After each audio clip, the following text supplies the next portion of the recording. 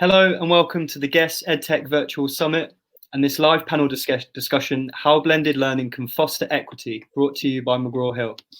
As always, please feel free to post your comments and questions in the chat panel in the right-hand side of your screen, and we'll do our best to get to these as we go through the session.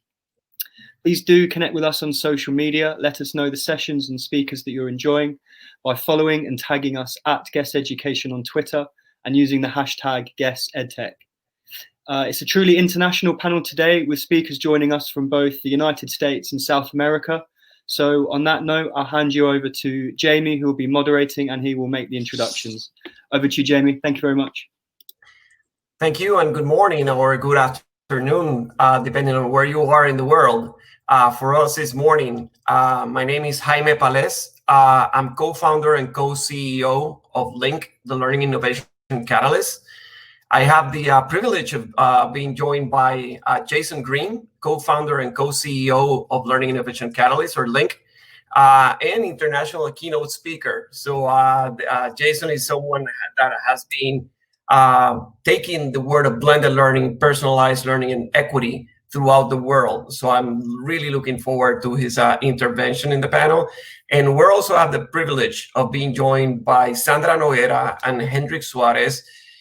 They both have been teachers and also leaders in movements or projects, blended learning projects in very high-end, effective schools. So they are part of a school called Marymount Barranquilla in Colombia, and they have gone through a almost 7-year process to transform learning into personalized, equitable learning in a blended learning format with great success. So they're a lighthouse of a blended learning school.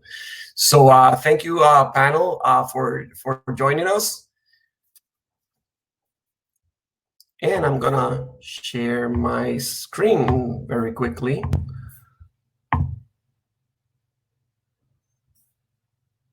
Can you see my screen? Yes. All right. So today we're gonna talk a little bit about blended learning and how it can foster equitable learning opportunities in classrooms. But first, I wanted to say hi. We're basically the ambassadors, or we're part of a great team of Lincredibles, and this is just a small group of our big community of learning, international community of learning at LINC. So we call ourselves the Lincredibles. So hello from the Lincredibles, and I'm so glad that you're here joining us. So I wanted to start with this quote that I really love. If we teach today as we taught yesterday, we rob our children of tomorrow. This is a quote that John Dewey, one of our great theorists, mentioned and said many years ago, over 100 years ago, as part of democracy in education. But this quote, if it's more relevant now than ever before. Why is that? Because we're in the world of innovation like nowhere before. So our world is going to change, and it's changing at a faster pace than at no time in history.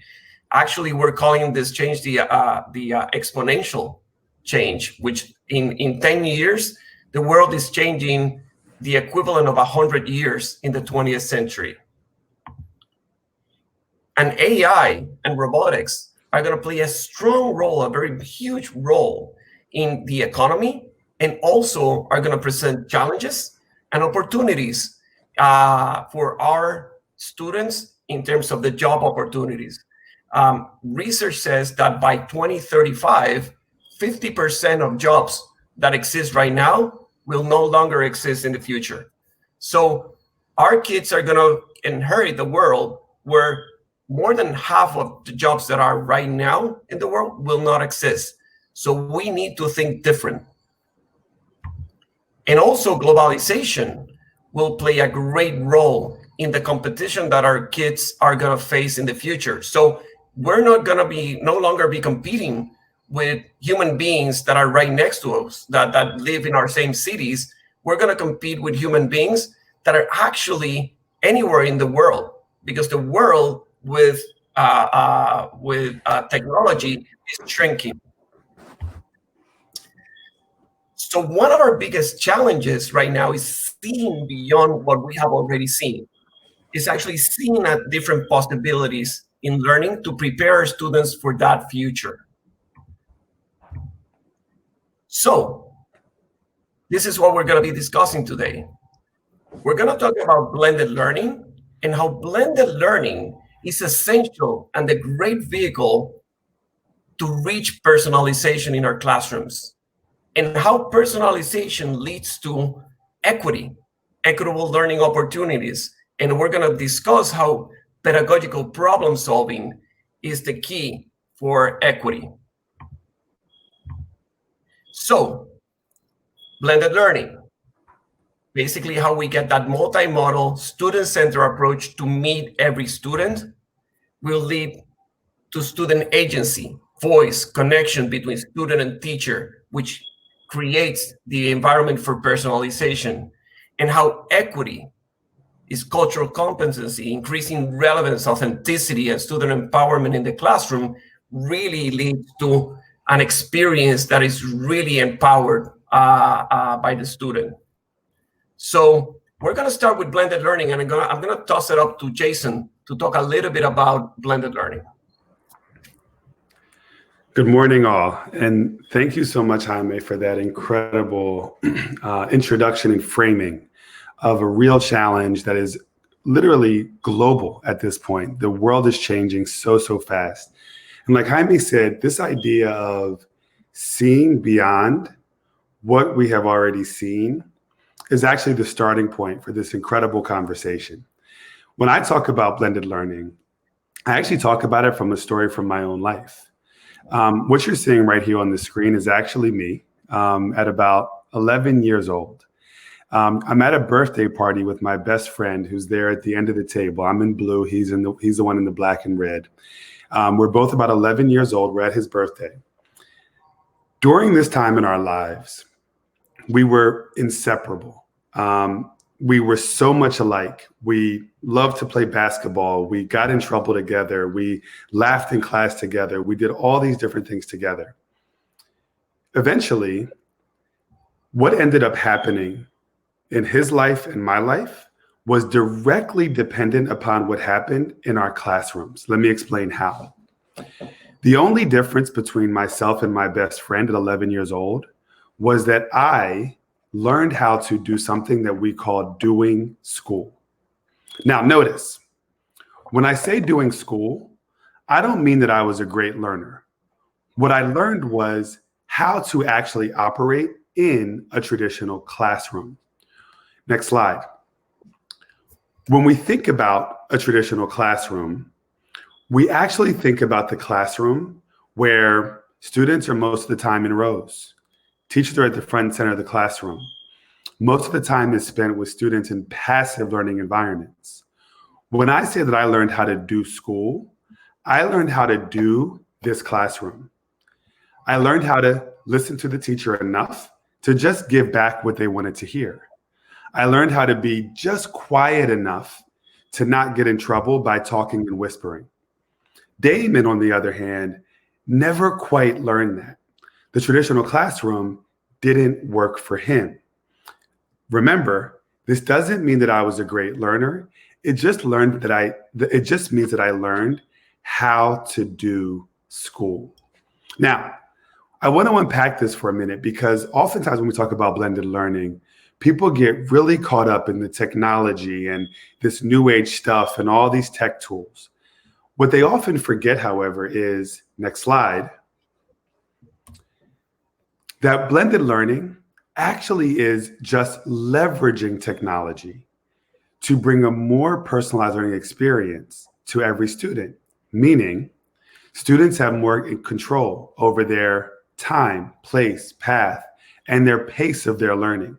In essence, what we're doing in blended learning is we're building student agency. We're creating a different opportunity for students to actually experience learning. Now, over the course of my childhood, because I was able to do traditional classrooms, I was applauded. I was pushed forward. I was put into gifted classes. On the other hand, Damon was held back. He wasn't given the supports, and eventually he dropped out of school. Now, next slide.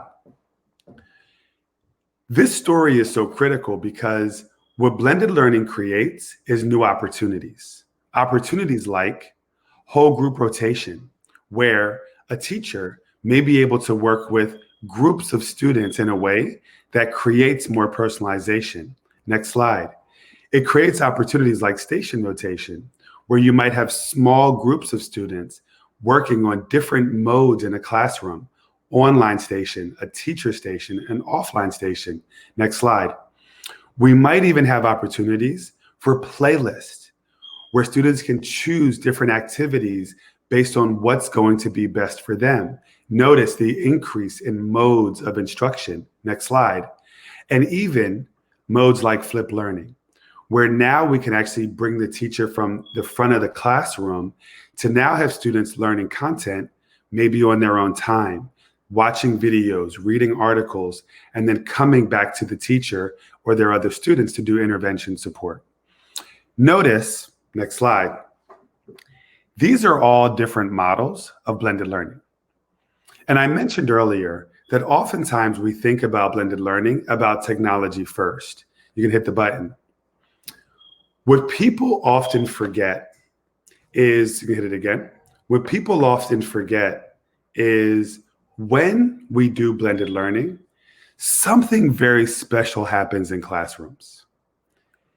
The teacher is able to spend more critical time with smaller groups of students. Notice how in each one of these models, the teacher is not in the front of the classroom. They're able to do individual coaching.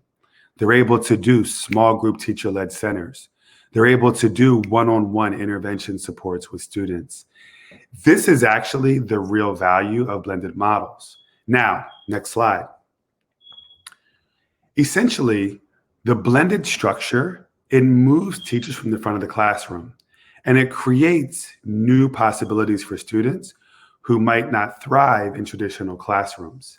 It actually creates, next slide, a chance for where many teachers have seen themselves as, I have to be the one in front, to actually moving them, next slide, to a teacher where I can now be the one who's able to actually roam around the classroom, visit with my students, get to know my students better.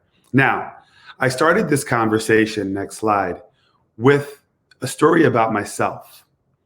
And that story about myself was one that actually I want to prompt a reflection for you. And that reflection is, what could you do in a blended setting that can open up more possibilities for students when you're not in front of the classroom? This is just a reflection that you're going to be able to kind of spend some time with.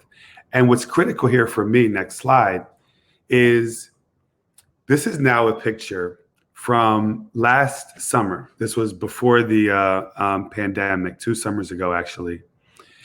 Right there is myself. Next to me, you can hit the button, is my best friend, Damon.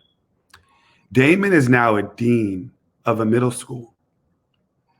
This was the same student that dropped out of school when we were back in high school. Imagine if Damon was able to have a classroom that actually worked for him. He would have never had to drop out of high school because the classrooms would have adjusted to meet his instructional needs. I share this story because now we're at a point where the traditional classroom is no longer enough. Students just doing school is no longer enough. We need to actually now shift to classrooms that work for every single learner. Next slide. And now I'm going to pass it back over to Jaime to talk about how blended learning is a gateway to more personalization. Thank you so much. Thank you, Jason. That was awesome and a great story. And I've heard it many times, but I keep loving it when you say it. And so now that we know that there's possibilities in classrooms to redesign your classroom with a different model that gets you to have more quality time with your students, leveraging technology to do so. Now we have to start to work with our mindset and how we see our role as teachers, and then how we see personalization as a vehicle to help learners become agents of their own learning. It's how we can give them voice and expression, thus allowing us to understand them better, us educators to understand students better and more holistically. So we call this the PAC, and these are the pillars of personalization and an authentic learning experience. In order to reach personalization in your classroom, it's very important to think about student agency, how we foster student agency and help them make decisions in their classroom, have a choice and a voice in their classrooms. So before, our way of planning was, we're going to do content coverage for the whole classroom. We already, as teachers, had the plan. So we were thinking, this is the way I'm going to cover the content. This is the way I'm going to deliver it to the students. And these are the activities that our students are going to do. But sometimes we didn't think about every student, about their background, about their learning progress, their interests, what really ticked them and motivated them. So in a personalized classroom, teachers make a strong connection with students and let them have agency and choice and voice in their learning. Authenticity. How many times in the past, and I remember when I was a learner, I would ask our teachers, why am I learning this? Why is this relevant for me? Why should I care about this? And then my teachers would say, yeah, because I'm said so, because you have to learn it for your future. And that's it. And then this didn't motivate me. This didn't move me. And this didn't engage me to learn something. It was just, you have to do this. You have to learn this. In a personalized setting and in a 21st century classroom, authenticity is very important. Is how can we make learning relevant? How we can motivate them? How we can spark curiosity in students and then get them to be part of projects that are presented to real audiences. Connectivity. This is essential 21st century skill, is how can students have a more global vision? How can they connect with peers and experts, not only locally, but globally, so they can expand their possibilities? And how we foster in classrooms creative problem solving, how we get students to learn by doing, to learn by engaging in projects that help them develop this important problem solving skill. So when we're thinking about a personalized learning setting, is engaging, is motivating, sparks curiosity, and leads students to have voice and choice in your classroom, which is really different designing a whole classroom lecture than to facilitating a student-centered experience. So, and this is our second reflection of today. How are you leveraging personalization to create student voice and better understand each of your students and their individual needs? I'm just gonna pause for a few seconds so we can think about that and reflect on that, because this is really important. So now that we talked a little bit about personalization, let's talk about equity. How can we have cultural competency? How we can see every student and understand that every individual comes with a different story, a genuine, original, individual story. It could be a different race, racial background. It could be gender, different gender. It could be a different family background. So every student is different. And how can we connect with students, understand them at a personal level, so then we can really facilitate relevant and authentic learning experiences? So for personalization and equity to take place, we need to become pedagogical problem solvers. And this is very exciting because the new role, or the role of the 21st century or the next generation teacher is the pedagogical problem solver. So the pedagogical problem solver is a reflective practitioner that nurtures student voice, studies and pays a lot of attention to every student need, and employs various strategies and tools to basically reach each student and connect with each student, and is continuously adjusting. How many times as educators we have our same playbook? What I'm saying our same playbook is that we do the same thing all over again. We as pedagogical problem solvers need to really change our game plan to reach every student depending on what they need. And I'm going to go very quickly so we can get to the panel. In pedagogical problem solving, we start by connecting with students. And this is why blended learning is so important. How we can use blended learning models to have different stations, how we leverage technology so when some students are working independently or in groups, then we can get to individual students and connect, empathize, and assess. So we know, okay, this student has these strengths and these areas of growth, and what do I need to do in order to reach them and ensure equitable success? Once you connect with the student and you know that student very deeply, then you can start to form an action theory and start researching and reflecting and looking at different strategies or tools to reach that student. And then you tinker. A pedagogical problem solver is not afraid of trying something new. It's not afraid of failing. Sometimes you try something new, it doesn't work. That's okay. That's part of adjusting. That's part of improving your practice. So another key thing is co-creating. Sometimes I hear teachers that tell me, oh, I'm afraid of trying something new, of trying technology because I'm not that good at technology and my kids are better at technology than I am. And then my answer is, do not be afraid of trying something new. Just actually include your students in the co-creation. Just go and say, hey, I'm going to try something new. And I've never done it before. It might not work. We do this together? Let's try it together. Can we have different roles in this new strategy? And when you include your students in that new thing that you're trying, they become your first fans, the ones that want you to be successful, and they're going to help you be successful. So don't be afraid of taking risks. That's what leads to innovating. And then reflecting, iterating, and sharing. When you're trying something new, then you reflect, does this work? It didn't work? What can I do to make it better? And that's how you become a reflective practitioner, a pedagogical problem solver. So this is the game-changing paradigm shift.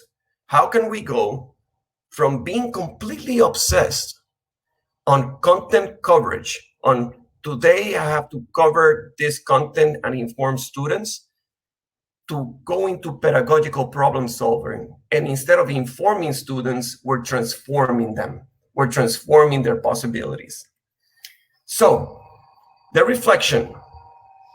Are we planning for whole classroom content coverage, or do we see our role as facilitators of personalized, equitable success?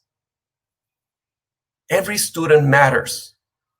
Every human being needs to connect. They need to be part of their learning experience. They need their authentic learning experience.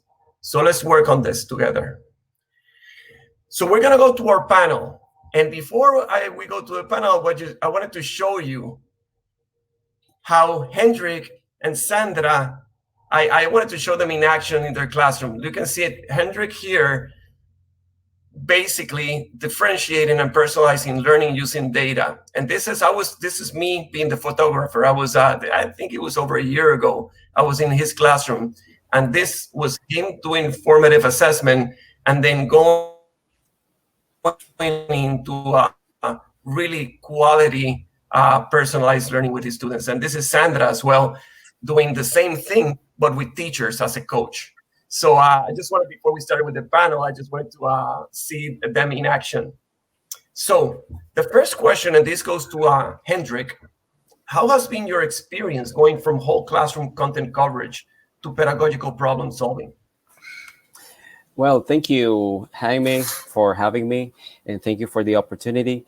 And to respond to your question, well, I have seen myself that through these new methodologies, this new modality or approach, I have seen how my practice has evolved from being the teacher who carried over all of those old paradigms that I had from my student times with my former teachers. I was one of those teachers who brought over those old paradigms with my students, and I thought I was teaching well. I was in the best of my intentions trying to teach, but I was really just doing an instruction that was just one way. Now, over the years, as I got acquainted with these professions, I progressed in my teaching profession. I learned that I was not really teaching. I was just lecturing my students. Now, with blended learning, I went from that old paradigm to letting my students have ownership of their own learning, or of having my students, monitor their own learning. Developing agency through the activities that they do in the classroom. I went from teaching whole class all the time to doing what you saw in the pictures. I was more effectively reaching my students, especially reaching those students who were struggling with the contents and with the skills that they had to learn. And those who were thriving and doing really good in class, I was able to push them a little farther. They were able to go by themselves, and I was helping more those who needed me the most. So blended learning has been a blessing. Due to the circumstances of teaching, and at times the number of students that you have within a classroom, I thought I was not going to be able to do something else, to do something different. But, using all of these approach of blended learning, it is possible, to reach every individual in the classroom and be able to differentiate your instruction. I am now being able to personalize the things that I'm teaching to specific individuals that do need individualization or personalization. So it was a big shift from being old-fashioned a lecturer to being a more helper of helping my students create and co-create those moments of learning that they need, catering for each individual in the classroom. So, Hendrick, I was going to ask you a follow-up question to that, because I remember going into your classroom probably kind of like a year or two ago. Yeah. I saw how fluid you were, how you went from starting the class with a formative assessment in a quiz platform, and then leading them to kind of like an in-class flip classroom model. So Correct. while you were kind of like tabulating the way they were, and then going then into differentiation and personalization very quickly. Was that very easy at the beginning, or how was your struggle from going from whole classroom to this really effective and fluid way of doing personalization? Well, Jaime, the hardest time is to break the paradigm within your mindset. This is all a mindset kind of thing. Yes, back in the time, I thought that evaluation and assessment would only happen after the teacher had taught some content. But no, as you mentioned before, you can pre-assess, you can do a formative assessment with that assessment, with all of the data that you get from that assessment. And let me say ahead of time, when we're talking about assessment, we're not talking about exams, quizzes, paper and pencil kinds of exams. No, when we're talking about assessment, we're looking at a broad and a myriad of ways to assess. So with that information, with the formative assessment, with the pre assessment that I was giving my students, I was able to right away, instantly download the data. Of course, now we have technology backing us up, and I was able to download and get the data from that formative assessment while I was having my students prepare for my actual lesson. So I was doing several things at the same time, and while my students were getting ready for the topic that I was going to teach, I was using the data that I got from the formative assessment. I was making my groups for one-to-one teaching. So I was getting ready my groups while they were preparing, and that's a combination of flipping classroom model. I was flipping the classroom, and I was using the data that I got from my formative assessment to prepare my groups in my direct instruction. So it was wonderful, and you got me off guard right there. Sorry, I'm gonna do some riffing here. So when I see an opportunity to cut you off guard, I will. So Sandra, can you tell us your experience going from, you are an alum, you went to that high school, so you are part of just to put it in perspective, everyone, this is a school that goes from very early childhood to high school. And it's a 70-year-old school that is one of the top schools in the city, if not the top school in the city, with a very traditional approach. It used to be very traditional. So Sandra was a student there, and then a teacher there, and then a leader there. How have you had the audacity of being part of this traditional, very successful school in the past, and then move to an innovative learning format and learning approach? Okay, thank you, Jaime, for this invitation. It's a pleasure to be with all of you today. Okay, first I'm going to speak about my experience as a teacher. I used to be a very traditional teacher at the beginning. My role was to basically inform the students, and my students just will do what I tell them to do. But when I began incorporating blended learning in my practice, I became aware that there was a need. There was a need to reach every student, to reach their needs, to know them better. And as I began incorporating these models and these blended learning practices, I began seeing a connection, okay, a connection between me and my students. That connection was what makes them get motivated and make them learn, make them want to learn, okay, because that part was missing really, that wanting to learn. They just did and maybe memorized an exam and got a good grade, and that's it. But that wanting to learn really comes from motivation, and it comes from the connection. And the blended learning models or practices, like Jason said, really give us the possibility as teachers and educators to use our time wiser, to provide a significant learning experience for each of our students. Personalization is the key. Okay, so I just wanted to highlight that. Maybe that connection that we made was the motor for me to begin changing, or to begin doing the mindset shift. Also, from being an informer, I passed to be a facilitator, and not only a facilitator, but I began being part of a learning community.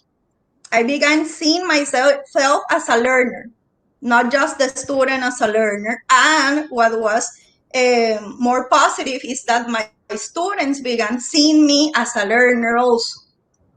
So that was really, that motivated me to begin doing the shift from that fixed mindset to gradually get a growth mindset. That, of course, is not easy. So that's my experience. I just wanted to highlight that importance of the connection and of being part of a learning community. The students have to see that the teacher also research like them, reflect like them, innovate, and is not afraid of making mistakes. And how does that Also, impact the last thing that I want, yes. Oh, sorry. Yeah, go ahead, finish your thought. Okay, the last thing that I want to say there is that I also lost like that fear of losing control. I gradually like begin releasing and believing in my students, trusting them, and they like appreciate that so much. They like felt important. They felt important because they had voice. They took participation in key decisions. So really, like the climate of the class was totally different. Totally different. That's so amazing. I'm so glad that I. Oh yeah, go ahead, Jason.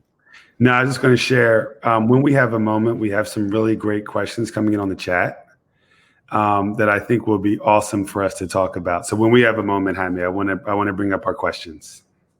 Yeah, I just wanted to react to Sandra very quickly, and maybe we can chime in some of those questions. I'm so glad that I let you finish that thought, because that last part was amazing. The releasing control, and how afraid are we of letting them in and letting them be part of the learning experience. So one question that I had, but let's go to let's get to the guests' questions, and then we can go back to the panel questions. So Jason, we have here, how do we see future school looking like in terms of buildings and students learning within the space? So for the panel, yeah, Jason. So I actually would love to combine these two. There's a couple questions that I want to combine. So one question is around, what do we see as the future of school? Essentially, what is school going to look like? But the other question that I want to bring up is a question around this idea of how we're talking about global education for global citizens, right? And the question is, what careers do we see them doing? And how does our approach ensure that they will have tomorrow's skills? So I'm happy to start on these, because I think the two of these questions really go hand in hand. So it's interesting. Jaime used a stat earlier where he said, see if you all remember this, 50% of the jobs that we currently know will be gone by the mid-2030s. Let that sink in for a moment. Half of the jobs that we know today will no longer exist by the time most of our young learners are entering the job force. There's a flip side of that stat, which is potentially most of the jobs that do exist, we don't know what they are. Let that sink in. We actually don't know what we're preparing our students to do. Here's the opportunity in that, because that can be a little scary. What we know beyond anything else is that our students today are going to have to be masters of learning. The students who learn how to learn will be the ones who are always adapting and adaptable for whatever jobs are going to be present when they're in the job force. In 2019 or 2018, the number one skill that was sought after by organizations, creativity. The number one skill. When Jaime put the, and I'm going to toss it over because I know Jaime wants to add on to this as well. When Jaime put up that framework that we call the PAC, Personalization, Agency, Personalization, agency, authenticity, connectivity, and creativity. The classroom the classroom that we're talking about is a classroom where students actually learn how to learn. This is the key of everything that we're talking about, is a classroom where students learn how to learn, thus preparing them for whatever the future jobs that will exist will be. I want to toss this out to the group to kind of expound this a little bit more. So Jaime, I want to toss over to you to have some other folks share on this one. Sure. Very quickly, what I wanted to add is that by including students in their co-creation or the co-creation of their learning, you start building the skills of construction of learning, which is an essential skill to start building in students from early on, even in preschool. It's important to get them to construct their learning. And especially that shift between preschool and elementary school. Sometimes in preschool, you see them creating and constructing, and you see the learning spaces in a preschool that are very aligned with construction of learning. But then you get them to first grade, and then you have lines of desks, and then students just listening to the teacher. We have to continue construction of learning. The other thing is problem solving. Creative problem solving is the essential skill that human beings need to learn in order to be able to be relevant in a world where machines are going to be doing the works that are transactional, that are repetitive. So we need to build and help co-create in students those problem solving and in agency in learning skills. So I don't know if Hendrick and Sandra have any comments there. Yes, I actually do. Yeah. One, you mentioned getting the students to become problem solvers, and to do that within the classroom with things that are pertaining to real life. I want to tell you about something that I was doing just recently, a couple of weeks ago, 3 weeks ago. With all of the pandemic and all of the contingency that we have to come up with in our schools, in our workplaces, and everywhere. The school is trying to implement a model, an educational model that we're calling flex model. A flexible model implies that the students, depending on, we divided the school population. We're talking about the students in several groups, in 2 groups, and to be able to have a smaller group of students within the classes, groups no bigger than 12 students, and whilst the rest of the class will be at their houses learning remotely. Now, how is this going to be possible? How could we convince and persuade the school community, parents, students, teachers, that this model could actually work? So there is an actual problem that the school community is facing, and you throw it out to them. You tell the students, this is what we have remotely. Of course, we've been working remotely 100% now, but we're moving from 100% remotely to being flexible, to having half and half, having the class, having in the building, and have from their houses. Now, how can we convince our school community that it is safe, that we are doing this in light of all of the biosecurity measures, and it's going to be safe for them? So there's the problem. Now, my students, taking into advantage that we were learning persuasive and rhetorical devices in trying to learn those skills, they created. I gave them the opportunity to choose how they wanted to present these persuasively to the community. Some of them decided to do brochures. Some of them decided to do flyers. Some of them said, Mr. Hendrick, we want to do some sort of TV commercial. How do we do a TV commercial? No, I provided them with the tools that they needed to create a brochure, the tools to create a flyer, the tools to create a short video commercial. And in groups, they had to solve that. How did you? Of course, the teacher is right there near them, close to them, telling them, how they could approach the problem, how they could go about this or that hurdle. And they were able to come up with wonderful product at their own pace, at their own ability, and through the modality they wanted to present it to. Hendrick, let me tell you that this is so. I just wanted to say something and make a distinction. There's the distinction, the most important distinction.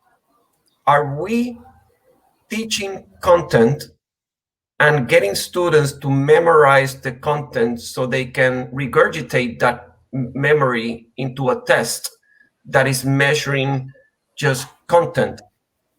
Or are we facilitating using the standards, how you can unpack the standards and the learning goals, but then facilitate really engaging learning experiences that promote problem solving? What Hendrick is doing is exactly that. And this is the distinction. When I see the question, how are we going to prepare students for the future? This is the way we prepare students for the future. And this is why blended learning is essential. Personalization is essential to this, and pedagogical problem solving. And answering how do we see future schooling in terms of the learning spaces. Learning in the future happens everywhere. We're seeing it with the pandemic, that we have made a huge step by force because of a virus. We made a huge step into doing remote learning or hybrid, like Hendrick said, flex learning. So with blended learning and having a different approach to how you facilitate the learning experience, learning can happen anywhere. When they're at school, they're with you, and you can have a more personal contact with them. But that doesn't mean that remotely you can't have it. You can definitely facilitate learning experiences remotely or in a hybrid mode that foster personalization. Jaime, we got a message in that we need to start to wrap up with final comments. Yeah, Sandra is going to do a final comment, and I'm going to wrap it up very quickly. So, Sandra. I just wanted to add something real short, and is that as educators, we have to listen to our students and listen to what they are curious about. That curiosity will lead them to be creative, okay? Like develop those creative skills. So listening is really important. Listening to that curiosity and being able to present them with proposals that, activate that spark. I just wanted to add that. Excellent. Thank you, panel. This has been an amazing discussion. I could be here for another hour or two talking about this. And having said that, to the learning community that McGraw-Hill has brought in this amazing event, we're here to help. You can go to linklearning.com, and we're more than glad to facilitate and assist schools and school systems in reaching that step. And we have an amazing platform called LINC Spring that can definitely assist teachers and leaders in this process. So thank you so much for being part of this, and we appreciate your time.